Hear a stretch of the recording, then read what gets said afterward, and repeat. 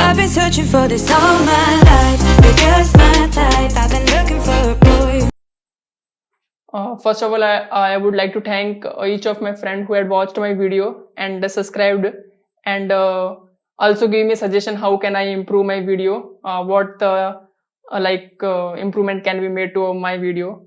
And please go and like the channel if you are liking my videos, and if you are liking my efforts, so just go and subscribe and hit the notification bell so that you can come to know when next time when I upload the new videos. So let us jump into the question. In this question, we are given a array, and we are told to find the maximum loot that a robber can rob by stealing all the money that is stashed in the houses. For example, this is array and there are total 5 houses, and in the first house we are given that the money is 2. In the second house the money is 7, third 9, fourth 3, and fifth is 1.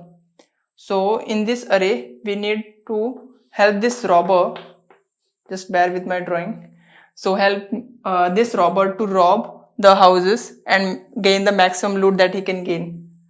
So for example, the maximum loot that he can gain, and the condition here is that if he robs the first house, he cannot rob the immediate next house. He can go for the next to next house, that is okay, but he can't go for the immediate next.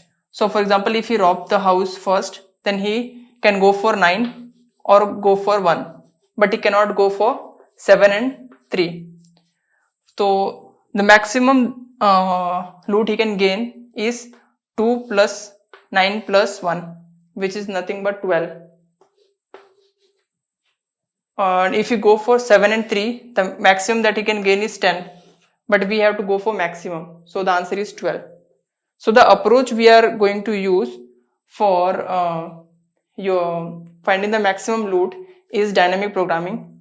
In this what we are going to do is we are going to make a dynamic matrix or array in which we are going to find the maximum loot that he can gain till that house and the houses which are all left to that house.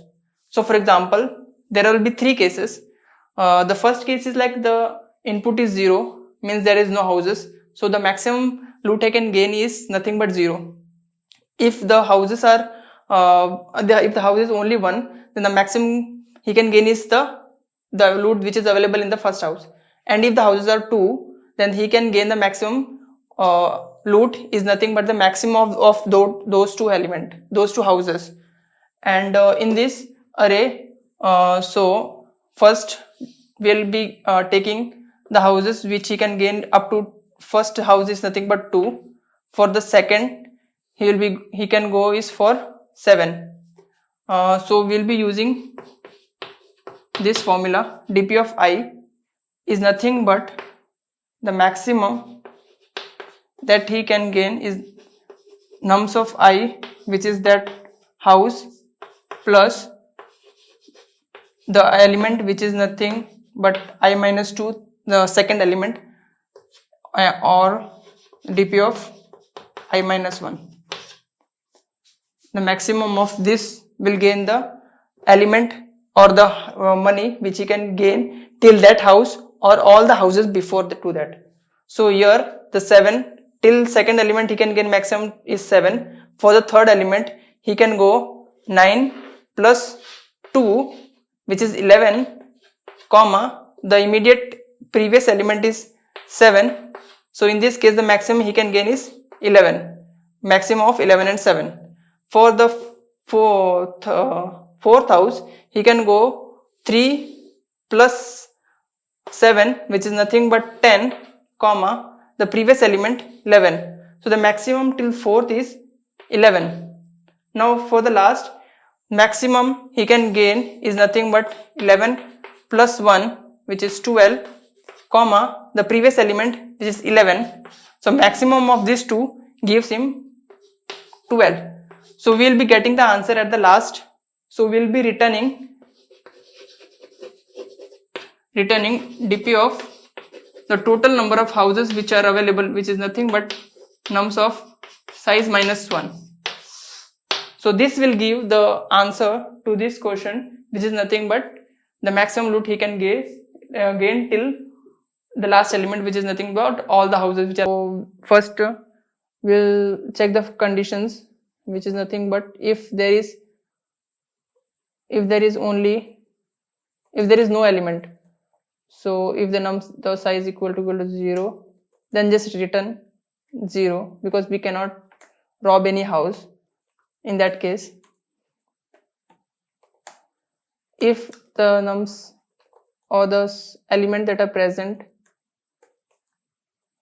is only 1, then just return that house, which is nothing but nums of 0. If there are 2 houses, then we just need to return the maximum of the first element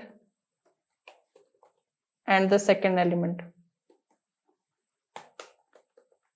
Now for the index 1 or for all the element which are greater than 2, if the num size is 2, then we just go for dynamic approach.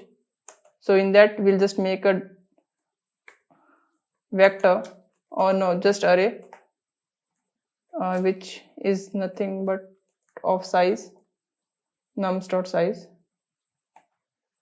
In this array we'll just make our first element or the index 0, nothing but nums of 0, and the first element, which is nums of I, index first element, that is maximum of 0th or the first house and the second house.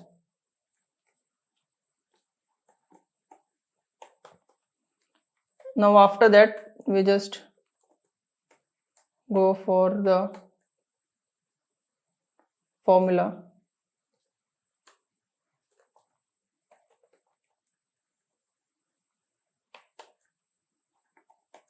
And just we are calculating the dp of I, which is nothing but the maximum of nums of I plus the previous to previous house I minus 1, comma dp of here I minus 2, comma dp of I minus 1.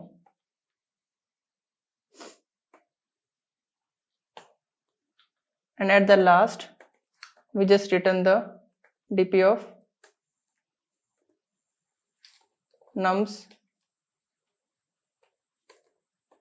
dot size minus 1.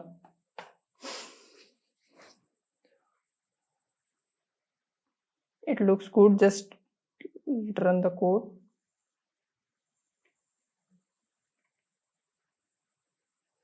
Okay, it works fine. Let's submit the code.